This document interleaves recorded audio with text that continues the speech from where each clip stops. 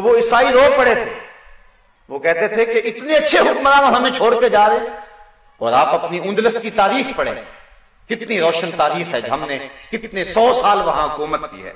آج بھی مسجد کرتبہ اور بیت الاحمر مسلمانوں کی راہیں تک رہا ہے۔ عبد الرحمن الداخل کا بویا ہوا کھجور کا درخت آج بھی امت مسلمہ کو پکار رہا ہے۔ وہ 1400 ستونوں پہ مشتمل مسجد جس میں آج گھوڑے بندھے ہوئے ہیں اور کلیسا بنا ہوا ہے، آج امت مسلمہ کو پکار رہا ہے، رو رہی ہے آج ایک ٹوٹی ہوئی میناؤ سے۔ کل تلک گردش میں جس ساکی کے پیمانے رہے، خیر تو ساکی سہی لیکن پلائے گا کسے، اب نہ میں کش رہے باقی نہ میں خانے رہے۔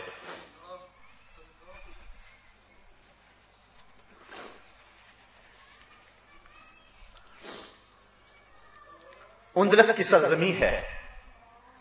قاضی القضات چیف جسٹس اپنے دروازے سے باہر نکلنے لگا تھا کہ ایک نوجوان کالے رنگ کا بھاگتا ہوا گلی سے آیا اور قاضی صاحب کو دیکھ کر کہنے لگا، قاضی صاحب لوگ مجھے مارنا چاہ رہے ہیں اور میری جان کے در پہ ہیں، آپ مجھے امان دے دیں۔ قاضی صاحب نے کہا بیٹا اندر آ جاؤ، گھر لے گئے، کمرے میں بٹھایا، کھانا رکھا۔ ابھی وہ کھانا کھانے ہی لگا تھا کہ باہر دروازے پر زور زور سے دستک ہوئی۔ قاضی صاحب باہر آگے دیکھا کہ قاضی صاحب کے اکلوتے بیٹے کی لاش لیے لوگ کھڑے ہیں۔ کہا قاضی صاحب ایک بدبخت سیاہ فام عیسائی نے آپ کے بیٹے کو قتل کر دیا، ہم نے اس کا پیچھا بڑا کیا لیکن اسی گلی میں کہیں گم ہو گیا۔ قاضی صاحب نے کہا ٹھہرو، اندر گئے، دروازہ بند کر دیا، کہا تو نے کوئی آواز نہیں نکالی، باہر تالا لگا دیا، پھر آ کے بیٹے کی لاش وصول کی۔ مہمان آئے، تجہیز و تکفین کے سامان ہو رہے ہیں، لیکن ایک دروازے کو برابر تالا لگا ہوا۔ قاضی صاحب اس سمت کسی کو نہیں جانے دیتے، کسی کو راز کا پتہ ہی نہیں معاملہ کیا ہے۔ جب شام کو بچے کی تدفین کر لی اور وہ قاضی صاحب کا اکلوتا بیٹا تھا، تدفین سے فارغ ہو کر گھر آئے، دروازہ کھولا اور پھر اس نوجوان کو مخاطب ہو کے کہا، نوجوان جانتا ہے کس باپ کا سہارا چھینا ہے تم نے؟ تجھے پتا ہے کہ کس کی آنکھوں کا چراغ گل کر دیا ہے؟ وہ بد نصیب باپ تیرے سامنے کھڑا ہے جس کے بیٹے کو تُو نے قتل کیا ہے۔ لیکن ہم مسلمان ہیں، جب کسی کو امان دے دیں پھر ہم جو ہے وہ اس سے تعرض نہیں کیا کرتے۔ اس لیے رات کے اندھیرے سے فائدہ حاصل کرتے ہوئے بھاگ جاؤ، کسی نے دیکھ لیا پکڑ لیا تو پھر عدالت میں میرے سامنے لے آئے تو پھر میں سزا دینے پہ مجبور ہوں گا۔ اس لیے چونکہ میں نے تمہیں امان دی ہے، بھاگ جاؤ، رات کی تاریکی میں بھاگ سکتے ہو۔ جب ہم حکمران تھے تو ہمارا اسلوب زندگی یہ تھا۔ یہ جو کچھ گوجرے میں ہوا ہے، یہ جو کچھ سوات میں ہوا ہے، یہ اسلام کی تصویر نہیں ہے، یہ لوگوں کی خود ساختہ کہانیاں ہیں۔ اسلام تو اقلیتوں کی جان اور مال اور آبرو کی حفاظت کی بات کرتا ہے۔ ہماری تاریخ دیکھیں، بڑی روشن تاریخ ہے، یہ کوئی دین نہیں ہے کہ آپ قبروں سے لاشیں نکال کر کے ان کو چوراہوں میں لٹکا دیں۔ صرف اختلاف یہ ہے کہ ہمارا اور ان کا مسلک ایک نہیں ہے، تم مسلکوں کو لیے بیٹھے ہو۔ یہاں تو معاملہ ہے کہ غیر مسلم ہیں لیکن ان کی بھی جان اور مال کی آبرو مسلمان کے ذمے ہے۔ بلکہ حضور کے دور میں ایک ذمی کو قتل کر دیا گیا تھا تو حضور نے اس کا قصاص چلوایا تھا، اس کے بدلے میں مسلمان کو قتل کیا تھا۔ یہ حضور کے دور میں مثال موجود ہے۔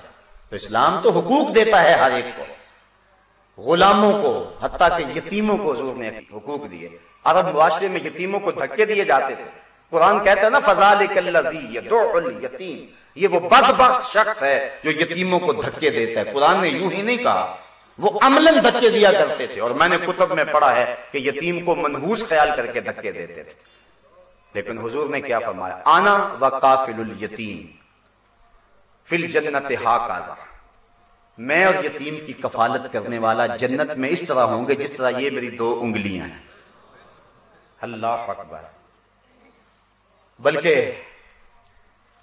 مجمع لگا ہوا ہے، ایک صحابی نے عرض کی حضور میرا بیٹا صبح سے گم ہو گیا، مل نہیں رہا، آپ اس کے لیے دعا کرتے ہیں۔ قبل اس سے کہ حضور کے ہاتھ اٹھتے، ایک شخص جو ابھی آیا تھا اور پیچھے بیٹھا ہوا تھا اس نے بھی سن لیا، اٹھ کے عرض کی حضور ابھی میں فلاں باغ کے آگے سے گزر کے آیا ہوں، میں نے اس کے بیٹے کو بچوں کے ساتھ کھیلتا ہوا دیکھا ہے۔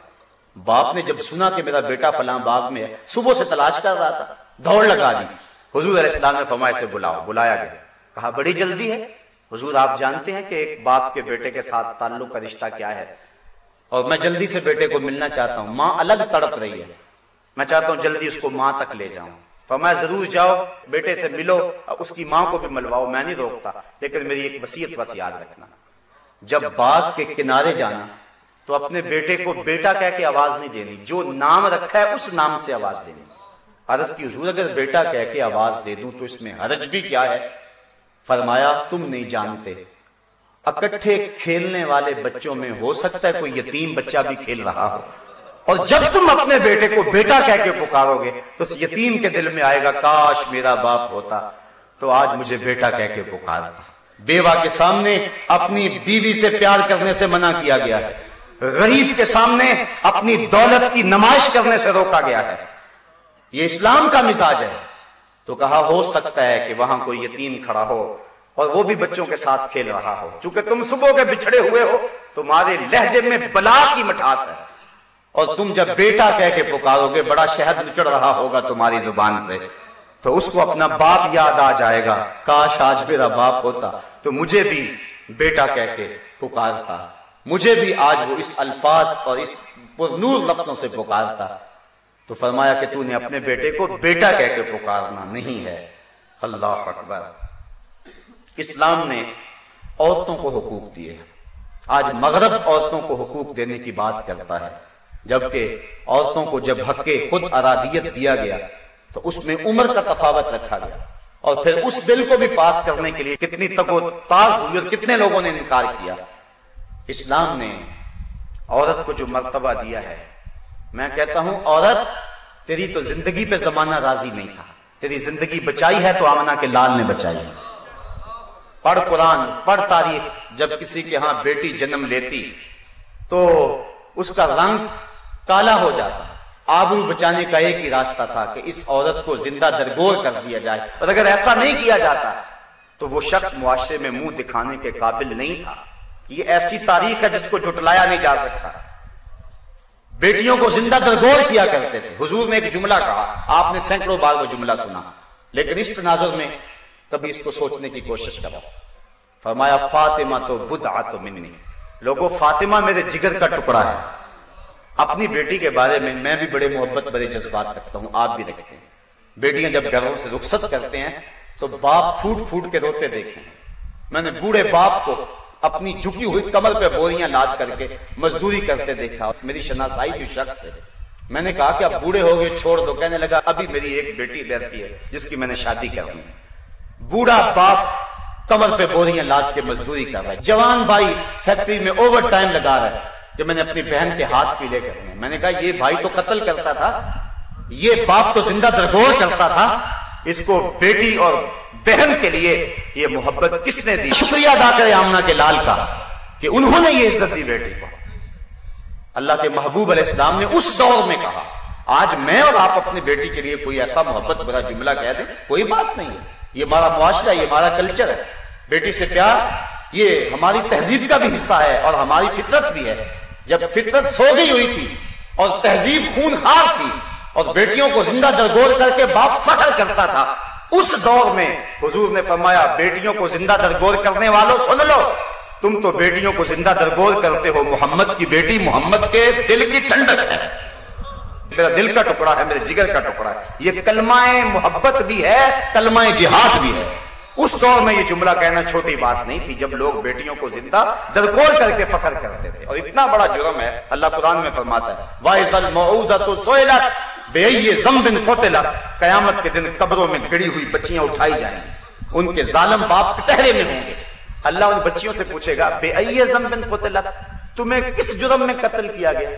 علماء نے لکھا ہے کہ بیٹیاں تو معصومیت کی